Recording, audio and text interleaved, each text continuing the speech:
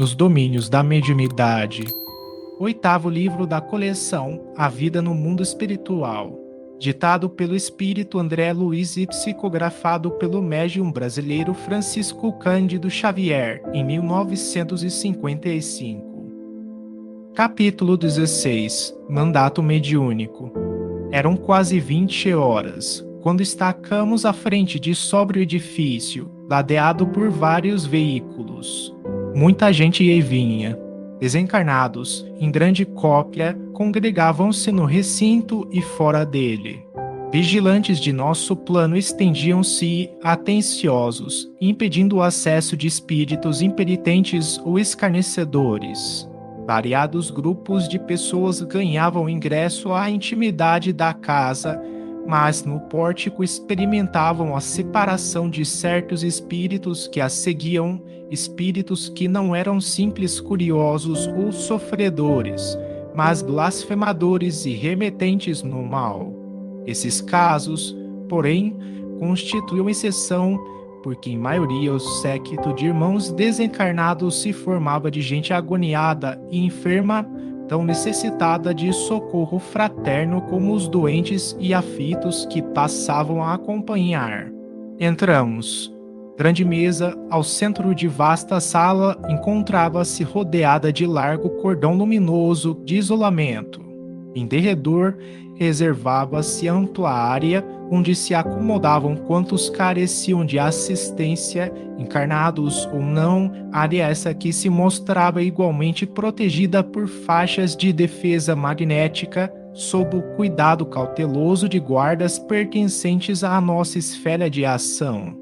À frente, na parte oposta à entrada, vários benfeitores espirituais conferenciavam entre si e, junto deles, respeitável senhora ouvia, prestimosa, diversos pacientes. Apresentava-se a matrona revestida por extenso halo de radiações opalinas e, por mais que projeções de substância sombria a buscassem através das requisições dos sofredores que a ela se dirigiam, conservava a própria aura sempre lúcida, sem que as emissões de fluidos enfermiços lhe pudessem atingir o campo de forças. Designando-a com a destra, o assistente informou: é a nossa irmã Ambrosina que, há mais de 20 anos sucessivos, procura oferecer a mediunidade cristã que possui de melhor na existência. Por amor ao ideal que nos orienta, renunciou às mais singelas alegrias do mundo, inclusive o conforto mais amplo do santuário doméstico, de vez que atravessou a mocidade trabalhando, sem a consolação do casamento. Ambrosina trazia o semblante quebrantado e rugoso, refletindo, contudo, a paz que lhe vibrava no ser. Na cabeça, dentre os cabelos grisalhos, salientava-se pequeno funil de luz à maneira de delicado adorno. Intrigados, consultamos a experiência de nosso orientador e o esclarecimento não se fez esperar. É um aparelho magnético ultrassensível com que a médium vive em constante contato com o responsável pela obra espiritual que por ela se realiza.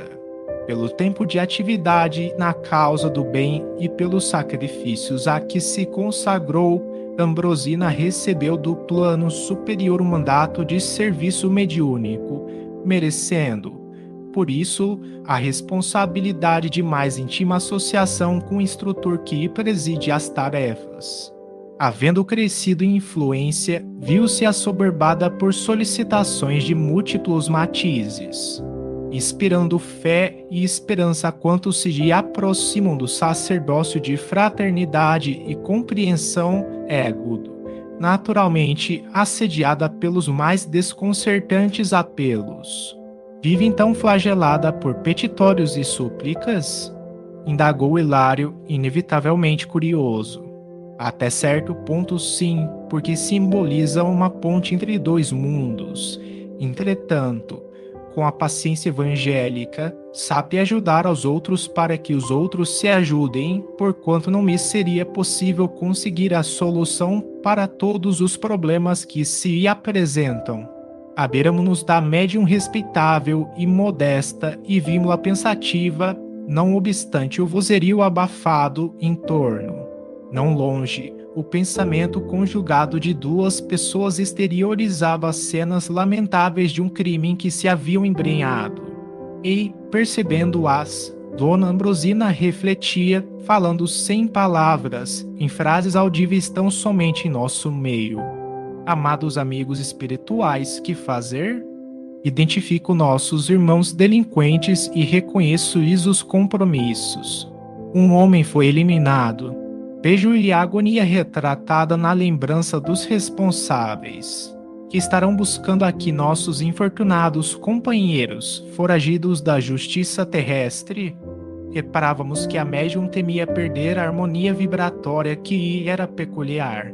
Não desejava absorver-se em qualquer preocupação acerca dos visitantes mencionados. Foi então que um dos mentores presentes se aproximou e tranquilizou-a. Ambrosina, não receie. Acalme-se. É preciso que a aflição não nos perturbe. Acostume-se a ver nossos irmãos infelizes na condição de criaturas dignas de piedade. Lembre-se de que nos achamos aqui para auxiliar e o remédio não foi criado para os sãos. Compadeça-se, sustentando o próprio equilíbrio. Somos devedores de amor e respeito uns para com os outros e, quanto mais desventurados, de tanto mais auxílio necessitamos. É indispensável receber nossos irmãos comprometidos com o mal como enfermos que nos reclamam carinho. A médium aquietou-se. Passou a conversar naturalmente com os frequentadores da casa. Aqui, alguém desejava socorro para o coração atormentado ou pedia cooperação em benefício de parentes menos felizes. Ali, suplicava-se concurso fraterno para doentes em desespero. Mais além, surgiam requisições de trabalho assistencial. Dona Ambrosina consolava e prometia. Quando Gabriel, o orientador, chegasse, o assunto lhe seria exposto. De certo, traria a colaboração necessária. Não decorreram muitos minutos e Gabriel, o mais categorizado mentor da casa, deu entrada no recinto, acompanhado por grande séquito de amigos. Acomodaram-se em palestra afetiva à frente da mesa. Aí reunidas, as entidades de vida mental mais nobre estabeleciam naturalmente larga faixa de luz inacessível às sombras que senhoreavam a maioria dos encarnados e desencarnados da grande reunião. Gabriel e os assessores abraçaram-nos generosos. Dircia partilhávamos brilhante festividade. Tão vivo se mostrava o júbilo dos instrutores e funcionários espirituais da instituição. O trato com doentes e sofredores dos dois planos não lhes roubava a esperança, a paz, o otimismo. Compareciam ali, como abnegado e culto orientador, a quem Aulus não regateava os seus testemunhos de veneração, médicos e professores, enfermeiros e auxiliares desencarnados, prontos para servir na lavoura do bem. Irradiavam tanta beleza e alegria que Hilário, tão deslumbrado quanto eu, retornou às perguntas que lhe caracterizavam o temperamento juvenil. Aqueles amigos, considerando as mensagens de luz e simpatia que projetavam de si mesmos, seriam altos embaixadores da divina providência? Desfrutavam, acaso, o convívio dos santos? Viveriam em comunhão pessoal com o Cristo? Teriam alcançado a condição de seres impecáveis? O assistente sorriu bem-humorado e esclareceu: nada disso. Com todo o apreço que lhes devemos, é preciso considerar que são vanguardeiros do progresso, sem serem infalíveis. São grandes almas em abençoado processo de sublimação, credoras de nossa reverência pelo grau de elevação que já conquistaram. Contudo, são espíritos ainda ligados à humanidade terrena, em cujos seios se corporificarão, de novo, no futuro, através do Instituto Universal da Reencarnação, para o desempenho de preciosas tarefas. No entanto, à frente da assembleia de criaturas torturadas que observamos, são eles luminares isentos de errar? Não, acentuou Aulus, compreensivo. Não podemos exigir deles qualidades que somente transparecem dos espíritos que já atingiram a sublimação absoluta. São altos expoentes de fraternidade e conhecimento superior, porém, guardam ainda consigo probabilidades naturais de desacerto. Primam pela boa vontade, pela cultura e pelo próprio sacrifício no auxílio incessante aos companheiros reencarnados, mas podem ser vítimas de equívocos que se apressam, contudo, a corrigir sem a vaidade que, em muitas circunstâncias, prejudica os doutos da terra. Aqui temos, por exemplo, variados médicos sem o envoltório da experiência física. Apesar de excelentes profissionais, devotados e beneméritos na missão que esposaram, não seria, contudo, admissível fossem promovidos, de um instante para outro, da ciência fragmentária do mundo à sabedoria integral. Com a imersão nas realidades da morte, adquirem novas visões da vida, alargam-se os horizontes da observação. Compreendem que algo sabem, mas esse algo é muito pouco daquilo que lhes compete saber. Entregam-se, desse modo, a preciosas cruzadas de serviço e, dentro delas, ajudam e aprendem. Trabalhadores de outros círculos da experiência humana encontram-se no mesmo regime, auxiliam e são auxiliados. Não poderia ser de outro modo. Sabemos que o milagre não existe como derrogação de leis da natureza. Somos irmãos uns dos outros, evolvendo juntos em processo de interdependência, no qual se destaca o esforço individual. Nessa altura do esclarecimento que registrávamos, felizes, Dona Ambrosina sentara-se ao lado do diretor da sessão, um homem de cabelos grisalhos e fisionomia simpática que havia organizado a mesa orientadora dos trabalhos com 14 pessoas em que transpareciam a simplicidade e a fé, enquanto Gabriel se postava ao lado da médium, aplicando-lhe passes de longo circuito, como a prepará-la com segurança para as atividades da noite. O condutor da reunião pronunciou sentida prece. Em seguida, foi lido um texto edificante de livro doutrinário, acompanhado por breve anotação evangélica, em cuja escolha preponderou a influência de Gabriel sobre o orientador da casa. Da leitura global distinguia-se a paciência por tema vivo. E, realmente, a Assembleia, examinada no todo, mostrava-se flagelada de problemas inquietantes, reclamando a chave da conformação para alcançar o reequilíbrio. Dezenas e dezenas de pessoas aglomeravam-se em derredor da mesa, exibindo atribulações e dificuldades. Estranhas formas pensamentos surgiam de grupo a grupo, denunciando-lhes a posição mental. Aqui, dardos de preocupação, estiletes de amargura, nevoeiros de lágrimas. Acolá, obsessores enquistados no desânimo ou no desespero entre agressivos propósitos de vingança agravados pelo temor do desconhecido. Desencarnados em grande número suspiravam pelo céu, enquanto outros receavam o inferno, desajustados pela falsa educação religiosa recolhida no plano terrestre. Vários amigos espirituais, junto aos componentes da mesa diretora, passaram a ajudá-los na predicação doutrinária com bases no ponto evangélico da noite, espalhando, através de comentários bem feitos, estímulos e consolos. Queixas individuais não eram declinadas. Entretanto, percebíamos claramente que as pregações eram arremessadas ao ar com o endereço exato. Aqui, levantavam um coração caído em desalento, ali advertiam consciências descuidadas, mais além renovavam o perdão, a fé, a caridade, a esperança. Não faltavam quadros impressionantes de espíritos perseguidores que procuravam hipnotizar as próprias vítimas, precipitando-as no sono provocado, para que não tomassem conhecimento das mensagens transformadoras ali veiculadas pelo verbo construtivo. Muitos médiums funcionavam no recinto, colaborando em favor dos serviços de ordem geral a se processarem harmoniosos.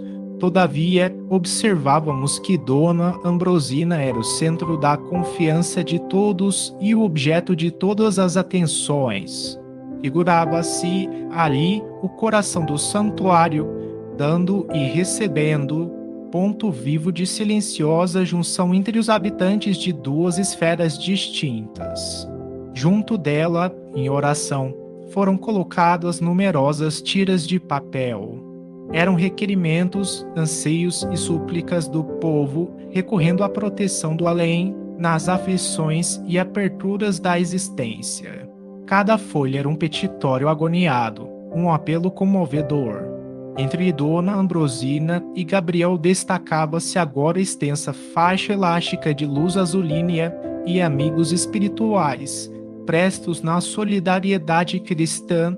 Nela entravam e, um a um, tomavam o braço da medianeira, depois de influenciarem os centros corticais, atendendo, tanto quanto possível, aos problemas ali expostos.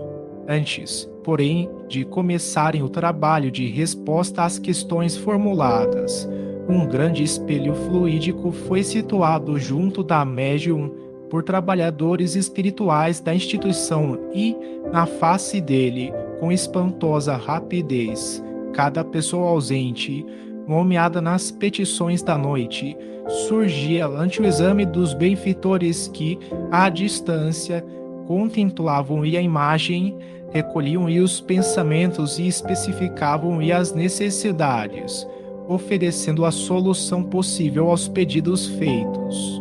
Enquanto cultos companheiros de fé ensinavam o caminho da pacificação interior sob a inspiração de mentores do nosso plano, Dona Ambrosina, sob o comando de instrutores que se revezavam no serviço assistencial, psicografava sem descanso.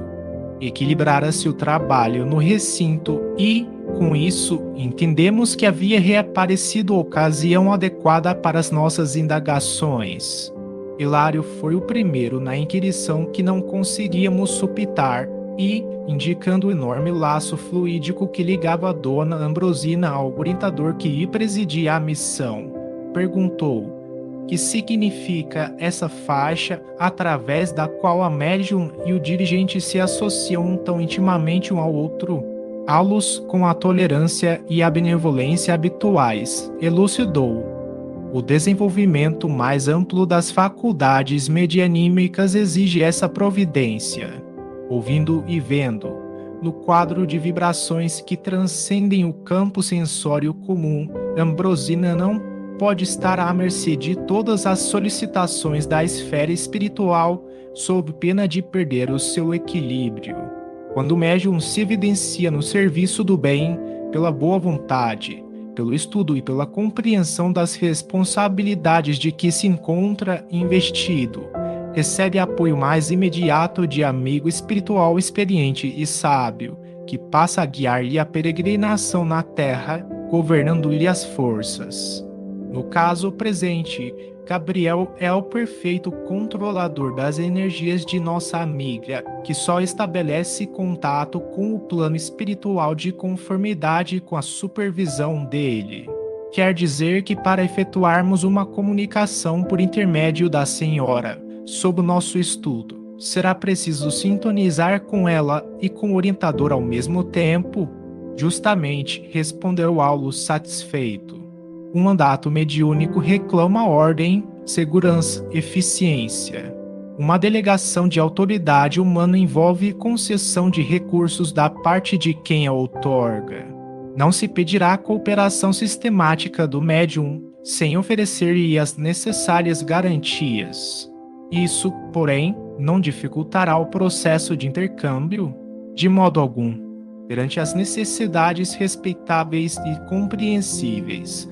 Com perspectivas de real aproveitamento, o próprio Gabriel se incumbe de tudo facilitar, ajudando aos comunicantes, tanto quanto auxilia a médium, assinalando a perfeita comunhão entre o mentor e a tutelada. Indaguei por minha vez se uma associação daquela ordem não estaria vinculada a compromissos assumidos pelos médiums antes da reencarnação, ao que Aulus respondeu, prestimoso: ah, sim, semelhantes serviços não se efetuam sem programa.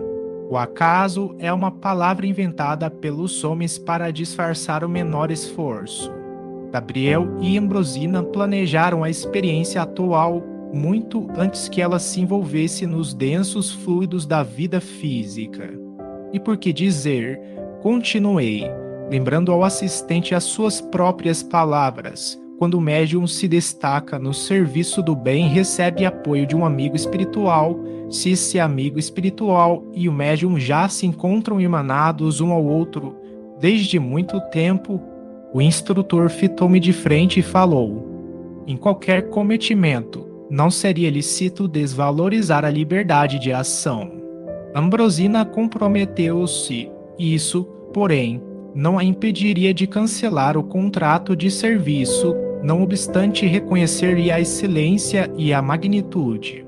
Poderia desejar imprimir novo rumo ao seu idealismo de mulher, embora adiando realizações sem as quais não se erguerá livremente do mundo. Os orientadores da espiritualidade procuram companheiros, não escravos. O médium digno da missão do auxílio não é um animal subjugado à canga, mas sim um irmão da humanidade e um aspirante à sabedoria. Deve trabalhar e estudar por amor. É por isso que muitos começam a jornada e recuam, livres para decidir quanto ao próprio destino. Muitas vezes preferem estagiar com indesejáveis companhias, caindo em temíveis fascinações. Iniciam-se com entusiasmo na obra do bem, entretanto, em muitas circunstâncias dão ouvidos a elementos corruptores que os visitam pelas brechas da invigilância. E, assim, tropeçam e se estiram na cupidez, na preguiça, no personalismo destruidor ou na sexualidade delinquente, transformando-se em joguetes dos adversários da luz, que lhes vampirizam as forças, aniquilando-lhes as melhores possibilidades. Isso é da experiência de todos os tempos e de todos os dias.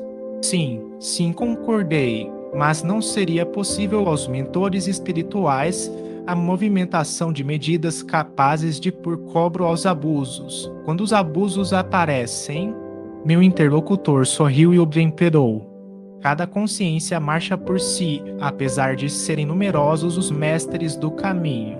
Devemos a nós mesmos a derrota ou a vitória. Almas e coletividades adquirem as experiências com que se redimem ou se elevam ao preço do próprio esforço. O homem constrói, destrói e reconstrói destinos, como a humanidade faz e desfaz civilizações, buscando a melhor direção para responder aos chamamentos de Deus. É por isso que pesadas tribulações vagueiam no mundo, tais como a enfermidade e a aflição, a guerra e a decadência, despertando as almas para o discernimento justo. Cada qual vive no quadro das próprias conquistas ou dos próprios débitos. Assim considerando, vemos no planeta milhões de criaturas sob as teias da mediunidade torturante, milhares detendo possibilidades psíquicas apreciáveis, muitas tentando o desenvolvimento dos recursos dessa natureza e raras obtendo um mandato mediúnico para o trabalho da fraternidade e da luz. E, segundo reconhecemos, a mediunidade sublimada é serviço que devemos edificar, ainda que essa gloriosa aquisição nos custe muitos séculos. Mas, ainda no mandato mediúnico, o tarefeiro da condição de Dona Ambrosina pode cair? Como não? Assentou o interlocutor, O mandato é uma delegação de poder obtida pelo crédito moral sem ser um atestado de santificação, com maiores ou menores responsabilidades. É imprescindível não esquecer nossas obrigações perante a lei divina, a fim de consolidar nossos títulos de merecimento na vida eterna. Com significativo tom de voz, acrescentou: recordemos a palavra do Senhor. Muito se pedirá de quem muito recebeu. A conversação, à margem do serviço, oferecera-me suficiente material de meditação. As valiosas anotações do assistente em se reportando à mediunidade impeliam-me a silenciar e refletir. Isso, porém, não acontecia com o meu companheiro, porque Hilário, fixando o espelho fluídico em que os benfeitores do nosso plano recolhiam informações rápidas para respostas às consultas, solicitou de nosso orientador alguma definição sobre o delicado instrumento, que funcionava às mil maravilhas, mostrando quadros com pessoas angustiadas ou enfermas, de momento a momento. É um televisor manobrado com recursos de nossa esfera. Entretanto, inquiriu Hilário, minucioso, a face do espelho mostra o veículo de carne ou a própria alma? A própria alma. Pelo exame do perispírito, alinham-se avisos e conclusões. Muitas vezes, é imprescindível analisar certos casos que nos são apresentados de modo meticuloso. Todavia, recolhendo apelos em massa, mobilizamos meios de atender à distância. Para isso, trabalhadores das nossas linhas de atividade são distribuídos por diversas regiões, onde captam as imagens de acordo com os pedidos que nos são endereçados, sintonizando as emissões com o aparelho receptor sob nossa vista. A televisão, que começa a estender-se no mundo, pode oferecer uma ideia imediata de semelhante serviço, salientando-se que entre nós essas transmissões são muito mais simples, exatas e instantâneas. Meu colega refletiu alguns momentos, como se grave problema lhe aflorasse à cabeça, e considerou: o que vemos sugere importantes ponderações. Imaginemos que alguém peça determinada solicitação ao mandato mediúnico, sujeita a certa demora entre a requisição e a resposta. Figuremos que o interessado, situado longe, desencarne e permaneça, em espírito, como acontece em muitas ocasiões, um aposento doméstico ou em algum leito de hospital, embora já liberado do corpo físico. Num caso desses, a resposta dos benfeitores espirituais será fornecida como se fosse dedicada ao encarnado autêntico. Isso pode ocorrer em várias circunstâncias, acrescentou o assistente, de vez que não nos achamos num serviço automático ou milagroso. Agimos com espírito de cooperação e boa vontade, dependendo do êxito do auxílio mútuo, porque uma só peça não solucionará os problemas da máquina inteira. Funcionários que recolhem anotações reclamam um concurso eficiente daqueles que as transmitem. Muita vez, a longa distância, a criatura em sofrimento é mostrada aos que se propõem socorrê-la e os samaritanos da fraternidade, em virtude do número habitualmente enorme dos aflitos, com a obrigação de ajudar, de improviso, não podem, de momento, ajuizar se estão recebendo informes acerca de um encarnado ou de um desencarnado, mormente quando não se acham laureados por vastíssima experiência. Em certas situações, os necessitados exigem auxílio intensivo em pequenina fração de minuto. Assim sendo, qualquer equívoco desse jaez é perfeitamente admissível. Mas isso, tornou Hilário, não seria perturbar o serviço da fé? Se fossemos nós, os encarnados, não julgaríamos tal acontecimento como sendo inútil resposta enviada a um morto? Não, Hilário, não podemos situar a questão nestes termos. Quem busca sinceramente a fé encontra o prêmio da compreensão clara e pacífica das coisas, sem prejudicar-se diante de contradições superficiais e aparentes.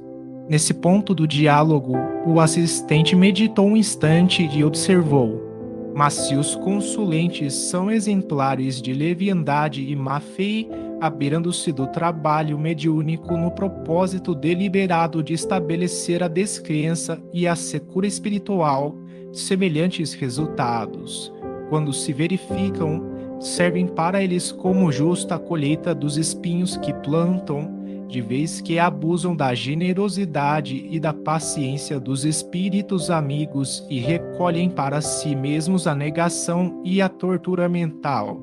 Quem procura fonte límpida, arremessando-lhe lodo à face, não pode, em seguida, obter a água pura. Hilário, satisfeito, silenciou. E porque dois médiuns de cura passassem a socorrer doentes em sala próxima, enquanto Dona Ambrosina e os oradores cumpriam seus edificantes deveres, procuramos o serviço de passes magnéticos, à cata de novos conhecimentos.